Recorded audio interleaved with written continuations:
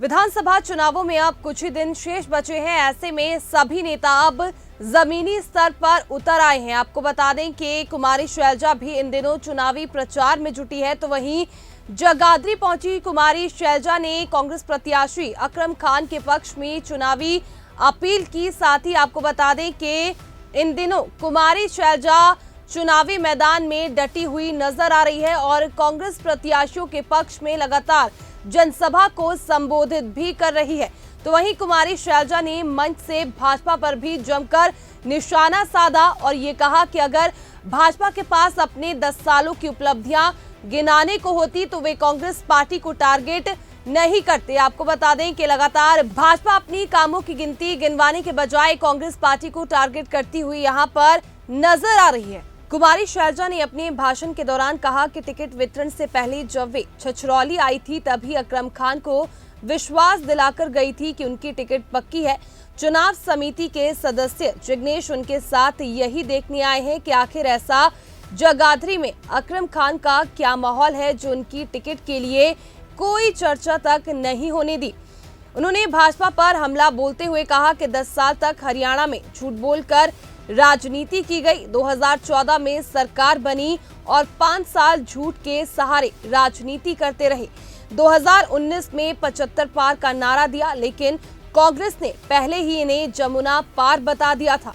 लोकतंत्र में किसी से शिकायत नहीं कर सकते। लोकतंत्र में तो हम लोगों से झोली फैलाकर वोट की अपील करते हैं और मैं भाई अकरम जी के लिए हाथ जोड़कर सर झुकाकर वोट किया।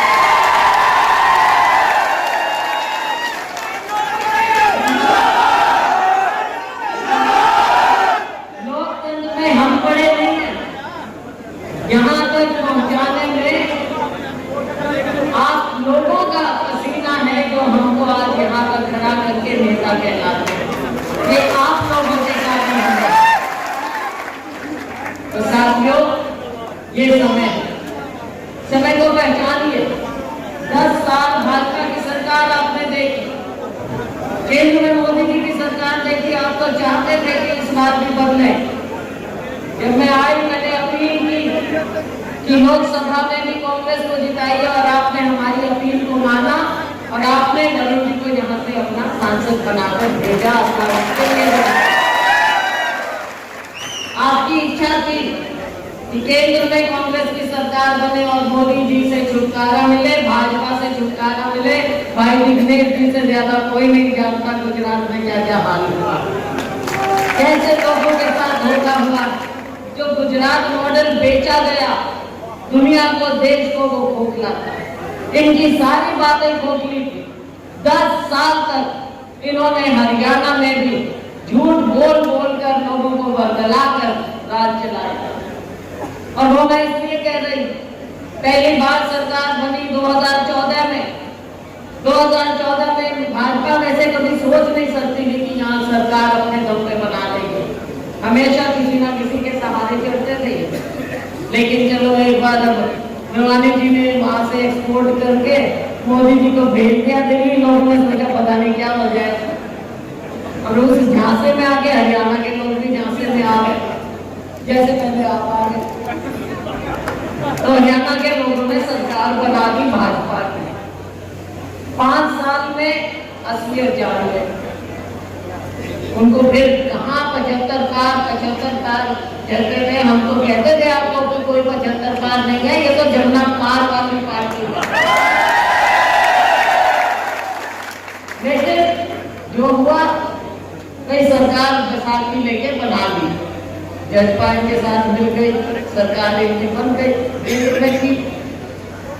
लेकिन 10 साल का हिसाब, 10 साल का लेखा जोखा और पिछले 5 साल सारा कुछ आपके सामने।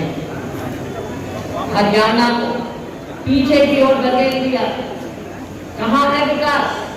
कहने की बातें रह गई हैं। हमारे समय में हमने विकास करके दिखाया और मैं दावे के साथ कह सकती हूँ कि जो हमारे समय में काम हुआ उसका अगर ये एक हिस्सा भी इन्होंने करके दिखाया होगा।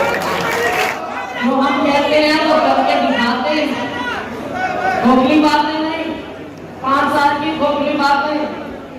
10 साल की खोखली बातें और रवैया तो ऐसा लगता है कि जैसे भाजपा ने खूब हार मान ली, आखिर में जाके मुख्यमंत्री जी बदल दिए और किसी को ये भी नहीं मालूम पड़ा कि मुख्यमंत्री असल में है कौन आगे ड्राइवर है और कौन पीछे से गाड़ी चला रहा है, किसी को मालूम नहीं पड़ा।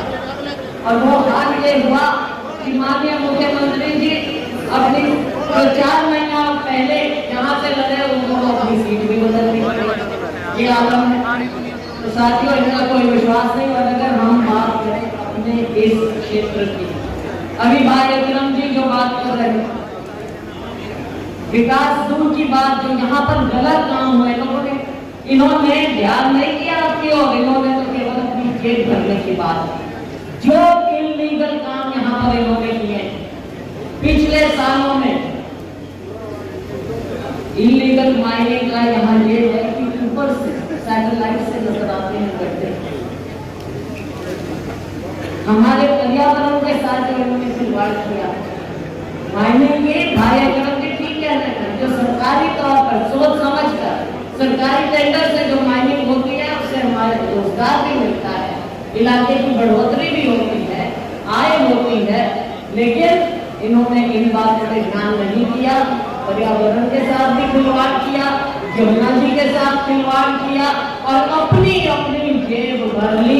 इतना ज्यादा घोटाला किया है यहाँ पर, इतने बड़े बड़े स्कैम किए हैं इन्होंने। इन सब का हम पर्दाफाश हम इनकी इंक्वायरी करेंगे कि कैसे इन्होंने यहाँ के लोगों की जेबें काटी।